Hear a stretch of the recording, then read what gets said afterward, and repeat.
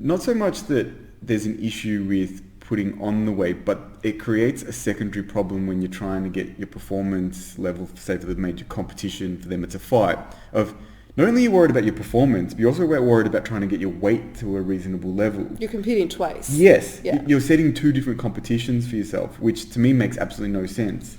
And especially in combat sports where the risk of injury, whether that be head injury or musculoskeletal trauma, is so high.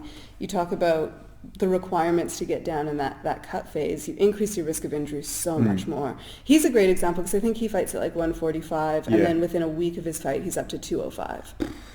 Like, within a week. Within a week. Yeah, and he posts these dumb videos of him just going to like fast food places and ordering the whole menu and like trying to eat everything. Because the other thing I think of then too is, not just from a performance standpoint, but during training, like your ability to actually perform at a high level of training and recover is particularly when your diet's is trash. Yeah, massively. Well, it depends. I guess you can, if you're walking around at that, you might not necessarily be eating trash, but it seems like a lot of them do. It's probably early in camp starting to get that weight down, right? But he's opened up recently and talked about his struggles with disordered eating, admitting that he definitely has some sort of an eating disorder, he says. It's, no kidding, right? Yeah. And that's from that huge binge restrict. You do that 3 or 4 times a year. That's interesting. So do they...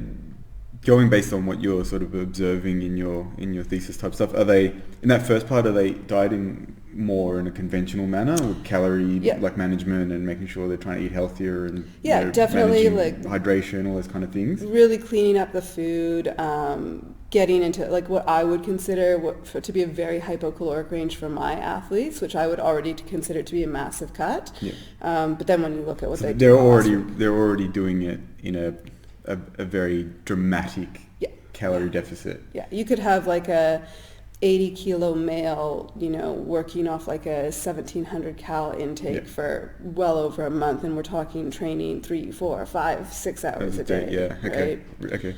And then if that's not aggressive enough, what's happening in that last week or two? So the last week is more about fluid management and manipulation as opposed to like fat loss.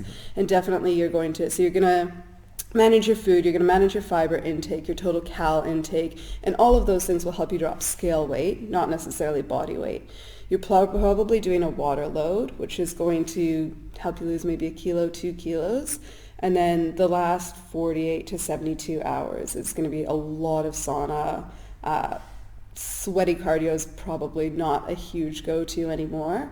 Tons of hot water baths, stuff like that. And all right, so they have 24 plus hours to recover. Yeah. So there's 2 questions I have.